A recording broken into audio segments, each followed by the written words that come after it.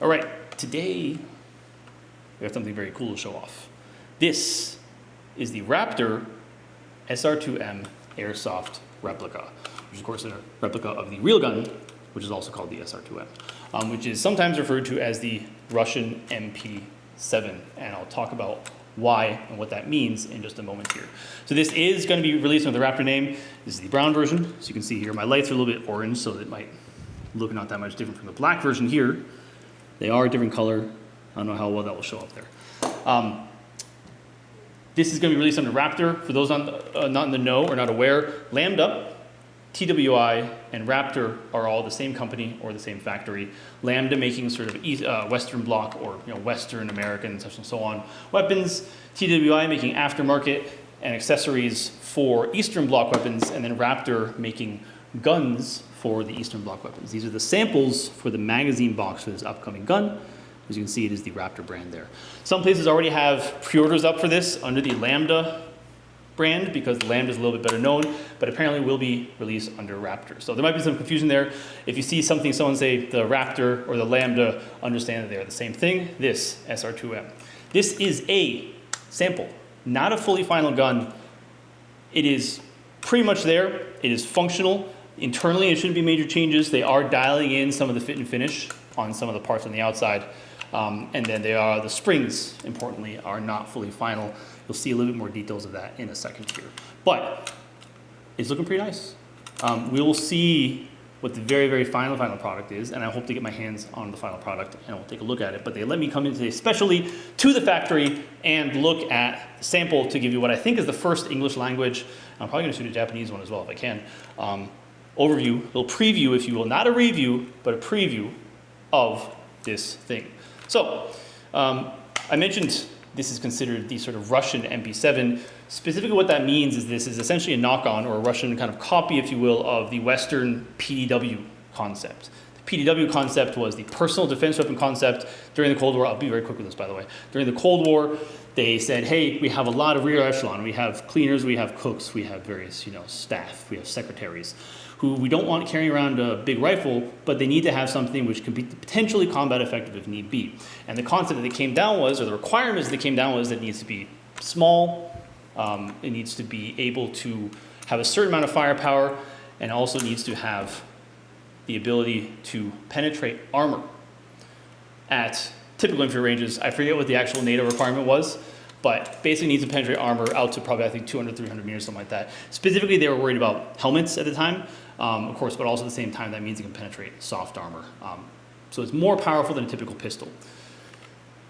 What happened for each one of these, which is the Western, the main ones you have were the FMP90, and then later on the H&K MP7, was they created specialist cartridges which had armor penetrating, kind of souped up pistol rounds, and this follows essentially that same concept. For the FMP90, of course, you had the 5.7 millimeter, which has pretty good armor penetration capability. For the MP7, you have the HK made of 4.7 millimeter, and this created essentially a souped up 9 millimeter and 9 by 21 millimeter cartridge with some special armor penetrating versions.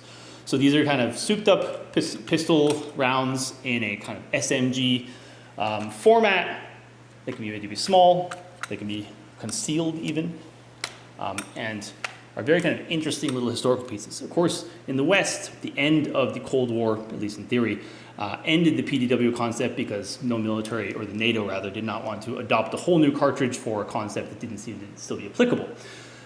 However, these guns, these special guns, kind of found a home with some sort of police units, security units, and some special forces units, which makes a lot of sense. Security units, they're not that worried about coming across a, security units or police or whatnot are not that worried about coming across a squad of supported infantry with hard ceramic armor sets and so on, but what they are worried about is a shooter, is some sort of assassin or whatnot, carrying concealable soft armor and the like. So having something that's small, concealable, has a certain amount of firepower, and can go through soft armor is very desirable towards like security forces. I believe the US Secret Service really like these, and ultimately the US Special Forces use the MP7 today. Special forces don't necessarily always want to engage in sort of direct action or combat missions. Sometimes they're there doing more recon, doing more liaisoning with local forces and so on, and they want something which has a good balance of carryability and firepower in case they need it. Similarly, this has been adopted by some of the Russian special forces, apparently. There's not too much information on these out there, I found. There's like a Russian YouTube video, there's stuff, you can see them. These are available apparently for export. I don't know if anyone outside of Russia has been using them, but long story short, they're very cool, very interesting. Conceptually kind of interesting concept, the PW concept copied and done in the Russian way with something which is sort of appearance-wise and internally sort of as well, a little bit like a kind of mini AK, if you will. So very interesting. However, of course, the real short version of what this gun is oh, it's that gun from Tarkov. Because most people are probably going to know this from the video game Tarkov, which to me, I don't play. But I know a lot of people mention this specifically. Tarkov is, of course, a video game, an extraction shooter, I think it is technically, with a lot of sort of gun nerd stuff in it, including things like this, and including sort of the specialized ammo swapping out, I guess, like that. So, very cool. Again, this is the answer to all the people who say, oh, I want airsoft, but everything they make is an AK or an AR. Not always the case. So, let's take a bit of a look at the basic capabilities of that now that we've gone through a little bit of the history and the background of it. So, up front here, you have a grip here, which stops your hand from going, this is a very short gun, of course, so it stops your hand from going in front of it and shooting your hand with the real gun. Airsoft is going to hurt, fortunately. And then you have a bit of an angled grip here, which also in the S2RM version swaps out to a vertical grip like that. You also have your stock here, which folds out like so. This is a little bit loose. All the springs in here are going to be making a little bit stronger, so this will be a little bit, this is one of the things that they are going to do. This is a little bit loose on the prototype. It is going to be stiffened up for later on. And of course you have your very cool brown furniture here as well. You have your trigger, let's see. Trigger, let's take a look at this. A long take up, very little wall. The springs on this are very light. This may be a little bit heavier in the future one as they tighten up the springs. Very little wall in this. Hard for me to say. The reality is that these sort of AK, like, I believe that technically this is close to an AK system in various ways, but then it is not an amazing trigger. That, and then it has a long, well, sorry, it doesn't even reset, sorry. That's right. Boom. And then a long reset like that. So this, don't expect some amazing trigger, but it is what it is. It has a sort of dual-sided, on both sides it has sort of a AK style lever. This one is the fire selector, with of course down there is single shot and then full auto there. That's not burst, it is actually full auto. And then on the other side you also have sort of an AK style selector, but this is the safety there.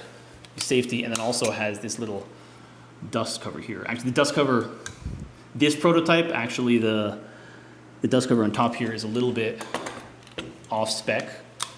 This one's better here. See, there's less gap here. But I want to show the brown one, because I think the brown one's cooler than the black one, to be honest. Even though, actually, the parts on the black one in a couple places are more updated. This is some of the parts here are slightly older in these prototypes, I believe.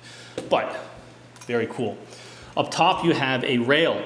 This is, I believe, it's kind of a Weaver style rail, but it's not Weaver spec. I believe it is fully proprietary for this gun, and then they made a red dot for this gun, which maybe or hopefully somebody will make a replica of. Apparently the factory here, they have a real one to reference, but they say they don't plan on making any replicas for the time being. So this isn't going to fit on much. However, we'll also be selling, of course, this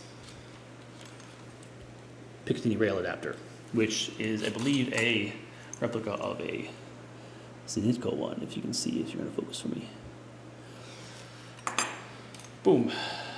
And let's take a look at, I guess also the magazine release is like so. It is ambi. And of course you have your pistol grip. Nice kind of thick pistol grip. You can't get too high on it because of this, but very functional. Now let's take a look inside. Oh yeah, actually first let's take a look at the materials. It's a little flashlight here with a magnet on the end. The dust cover is steel here, as is this, the foldable stock. And then actually, to be honest, that's what most of it was steel. This is, I won't talk about price this time because there is going to be some variation, and then some of that may change, especially for example in the US, the price may change depending upon how tariff stuff works out. So I'm not going to talk about specific price. I will say, however, this is very reasonable. It's going to be put at a very budget thing. I was talking to the owner of the factory here. He said, look, the economy is bad. I want to provide something that's cheap to people. So this is going to be pretty reasonable. However, the upside and downside of that is that it does use cheaper materials. A lot of this stuff is zinc. The receiver, presumably on the real one, I assume it is not milled. I presume it is stamped. It is, however, on this one, it is a zinc alu casting. So the whole thing is fairly light. I don't know the weight of the real one. Probably not many people in the West have handled these at all, to be honest. But well, this is probably charging handle. Charging handle also zinc. But there's, you know, it's light. It's light due to the materials. But also, PWs are meant to be light, so it should be okay. Let's take a quick look at the inside. I don't know if I'll be allowed to show you to this. Hopefully he'll let me show you. It's close to the end. I don't think anyone has shown the inside in this detail. Hold on. Let's do a quick takedown of it. Take it down by take off the recoil rod there, which hopefully comes out fine. Whoa. Oh, no, yeah. Okay, putting up this also lets you take this off. I'm gonna take this off, just otherwise it's gonna keep slipping off there. Take off the recoil rod. And then for this, you need to pull the trigger. So this little guy goes forward. And you can pull it back far enough. Oh, sorry. Then you can push. And then that gives you enough room to pull up the rear buffer here. Actually, on that note, let me show you. This is the rear buffer. So the bolt will go back to here. I don't know. I'll have to double check if the real one has a similar buffer or whatnot. I don't know if you full travel nerds are going to freak out about that. The rail only goes back as far as the buffer. So if you shorten this buffer, you may have trouble there. So I don't know if there's room for the quote unquote full travel cult to do what they want to do. But we go there, and then once you have the buffer out, you can pull this guy out here and have that there. And then pull the bolt out. This, of course, looks something like an AK bolt. This is very, very light, which from an airsoft perspective is pretty good because it means you get a fair amount of efficiency, or maybe it's bad for you because you want to have heavier recoil. Insofar as aftermarket stuff, your op rod here, this is fully, probably can't see inside there, but this is a fully hollow piece of aluminum. If you want to quickly and easily increase the weight, somebody will probably very quickly start selling a steel bit of this, which will immediately kind of give you some more weight to your bolt there. But out of the box, you should get a fair amount of efficiency because the reciprocating weight is very little. It gives him report, it gives him a response when you shoot it, but it's not a heavy recoiling gun by any means. They did something quite cool here. If you look at the real version of this gun, the actual bolt here, which is actually a gas-operated rotating bolt with, I believe it is technically a long stroke piston or long piston system. It has a very thin part for the actual bolt. They didn't have to because they have room to not do that, but they went and kind of mimicked that real thin part of the bolt here by making a special mold for this. So this is, of course, a proprietary bolt, as it kind of should be for a unique gun. That goes out of its way so to mimic some of the real stuff. I don't know if you might be able to, for example, get some more performance out of it with an aftermarket, which does away with the realism and has more of a big volume there. Well, certainly the volume seems okay, but we'll see how that goes. So far, I haven't fired it a lot. I just sat down today a little bit ago and did this and did some dry firing with it and tested it. It's running pretty well so far. No particular complaints there. Do, of course, have to see how all the various things work out. It does not have a nozzle return spring. So we'll see whether or not that causes people some problems, but it should function fine, to be honest. Nozzle return springs are nice in a lot of ways, but not always entirely required, especially when you have such a kind of snappy gun moving around back and forth, and with a fair amount of stroke length, that's it. With that out of the way, let's see. You can look here at the internals, like so. Pulling the trigger does nothing right now. Here we go. The knocker moves with this, so it kind of moves in line, sort of, and presses there. Let me grab a magazine. Hopefully not have an incident here. Yeah. So you can see the knocker goes there and moves in line there. Don't want to press it because I'll probably blow my camera down like so.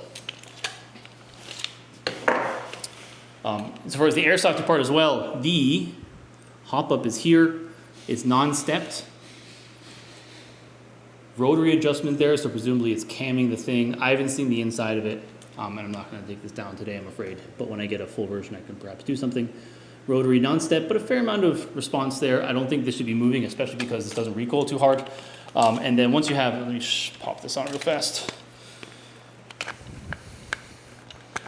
If I can, there you go. You can access the hop by opening up the handle, the vertical foregrip there, and access the hop easily. So easy to access the hop, easy to adjust.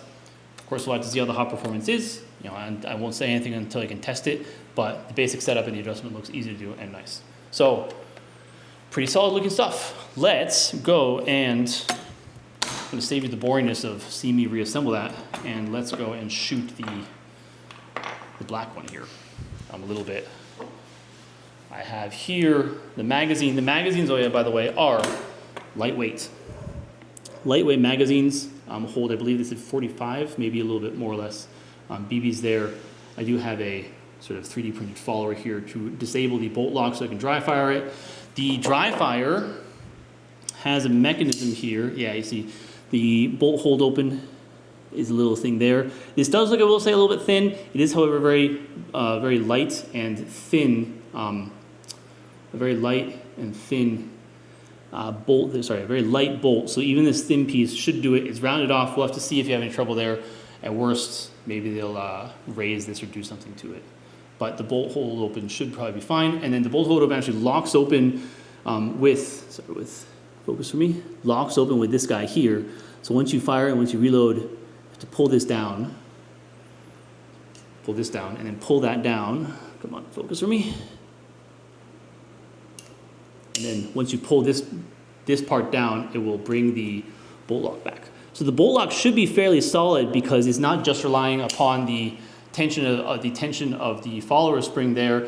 It is also having this guy here, so an additional spring which is tensioning it and keeping it in place there. So we'll see how that we'll see how that works out. Oh yeah, which also blocks the valve there, the outlet valve. So let's go. Actually, while we're at it, so bolt lock is down now, I think, because it doesn't have enough momentum. Let's see how this locks back here.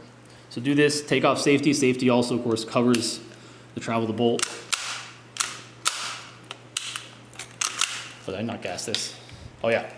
Oh yeah, you have, sorry. Can't do that because you have to actually take this off in order for that to work. Never mind. So I will use my blank fire adapted magazine.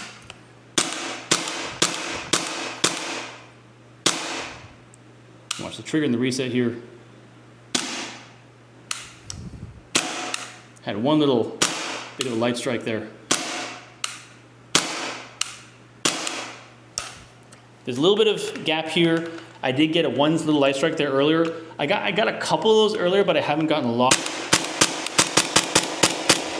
The other part of it is that they do need to adjust the springs here. So this is occasionally, there's a very slight gap on this here. See there, I push forward. This is happening here, which could be causing some of those light strikes. This is, however, they say they're going to be putting stronger recoil springs inside, so I hope and expect that those issues will go away. I say issues, but also it's been firing fine. Pretty good. A little bit of full auto.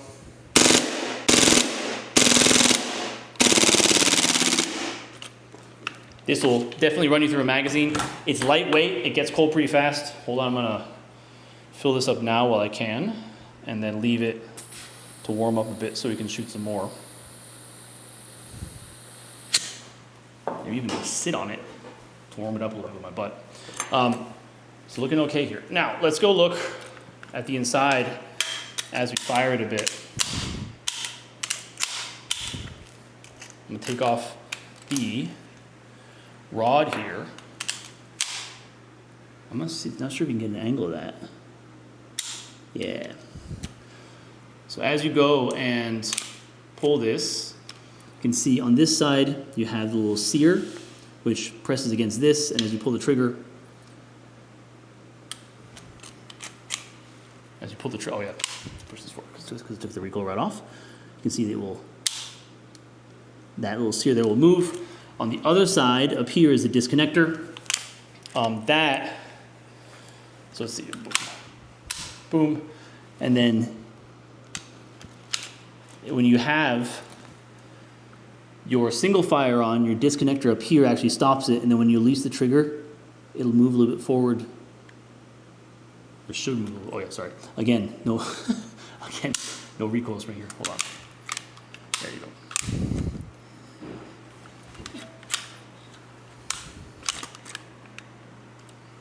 And then when you pull that, never mind, hold on. I can't get this quite right as good as I want to. Let's put the recoil rod back on and see if we can do that properly. So you can see I practiced this shooting very well here. Boom. Yeah. You can see there that I have the trigger down and it should pop forward as I, no, it won't. Ah, yeah.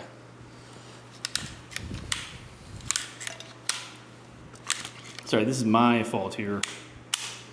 Basically, there's a disconnector which pops up when you fire it normally, but I'm not getting that to function quite as expected here, which is my fault for not knowing the internals as well as I should.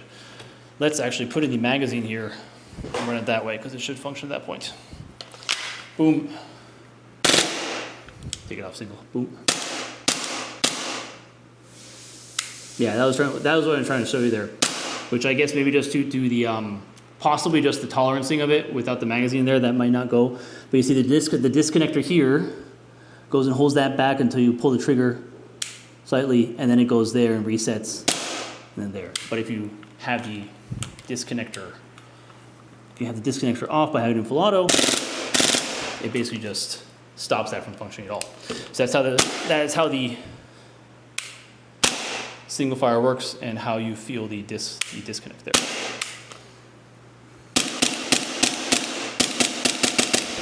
As you can see, chugging along quite nicely. Good. So, this is how it's looking. In addition to this, you also have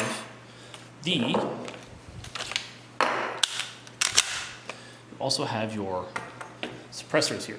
This one, they say will be released at the same time. This is actually 3D printed, very nicely 3D printed, but 3D printed prototype of it. This one will go over and thread out and replace the front little grip there. They also have a quote unquote normal one. This is probably already a production version. Very simple, just threads on. Well, let's see here. So yeah, this guy threads on with a little tab there, same as sort of AK's muzzle devices, if you will. And then here you have a little cutout here as well. This is perhaps not on the real one. This is probably to put a grub screw for your orange muzzle device versions for the US market, to have them on quote unquote permanently affixed. The kind of quote unquote normal suppressor goes on like so. Makes it much longer. You could probably put a huge inner barrel on that if you wanted to. This is apparently shooting pretty hot. I think they said 160 millimeters, 160 meters per second, which has got to be something like a lot for the normal version. No MPAS inside. People, generally speaking, don't want to do that. Companies often don't want to do that because they don't want to have any problems with one version or another having an MPS drift or not be adjusted right, and then having problems with import regulations in various places. So they typically have a specific setting for the thing and don't provide an MPAS. You'll probably be able to stick in a quote unquote standard MPAS perhaps on that. So we'll see how that goes. And this one with the foregrip, which again this is a 3D printed sample, so not fully done, but representative of what you'll see, like so. So very cool replicas. The answer to a lot of people's wishes for a replica, which is something different. Two, for a kind of niche and Russian replicas, which you don't see actually a lot of replicas of a lot of Russian guns. There's a lot of stuff out there that's sort of untapped by the market, but they are definitely looking to do that here. And then honestly, I think in particular, just this one, especially the brown furniture, has a really cool, to me, sort of retro futuristic look. Has a lot of sort of that sort of Soviet design philosophy or aesthetics, if you will. Super cool. Really looking forward to this. I want to get the final version in hand, but even the prototype here, which is not necessarily representative of the last thing. You can watch as I put this together again, which is not representative of the final thing per se in some factors, but is pretty well done already. This guy's a bit of a pain. These rails are actually, the rails on this are actually, as you can see here, one is higher than the other. So it feels a little funky putting it in because you kind of don't expect the height of these. There you go. And then you have to have the spring up like that, hanging out like a tail. Oh yeah, and then you also have to pull your trigger and push this forward enough. And then put the guy inside on the buffer like so, and put it back in. And then finally, your recoil spring. Oh yeah, one final thing I want to show you. Let's see if I have gas in the magazine, which should be good. Is it actually, insofar as like cycling stuff, you should be able to go and, hold on. Let me check. This is even cycling without your recoil spring. Just the momentum of this, because it's got two springs, right? Just the momentum of this spring and the buffer is enough to cycle this. So even though they're gonna add some stronger recoil springs in here, just to make sure that things go home, it's cycling already, even with weaker springs and then only one of the two ones. So should be pretty good. Looking forward to it. My only concern maybe is some details around the specifics of how the, pop off here. The specifics of how the bolt and the magazine match up and your router tightness here. But if this, yeah. So you can see here the router is actually at, come on, focus on me. The router is actually at a little bit of an angle here. So pushes over on top, it's not flat. So even if it's slightly off center, as long as you have a strong enough spring to slam that home, should get at least decent steel on there. So design-wise, it looks good. It is apparently very similar to the real thing internally. Whether you want this as a functional replica or whether you want this as something cool, as something different, as a prop, as a this would be like great as a prop for a sci-fi movie with the retro-futuristic looks and so on. A lot of kind of cool things. Super happy to see something different here. So this has been the Raptor SR-2M prototype. We'll see how the final version comes out. This is a little bit, for example, loose in, again, the prototype is a little bit loose in the prototype. They say they already have new samples and adjustments being done to these. I hope this will come out with really nice fit and finish, and it definitely is gonna come out with a pretty competitive price point, especially for something which is not part of the usual fare and which doesn't have any overlap with kind of existing parts, because this is all just original stuff. So very cool stuff by Raptor. Thank you to them for letting me come and shoot this quick little video. I did this all in one take here. If I missed something or if you have questions, hit me up in the comments and I will get back to as many people as possible. Thank you very much.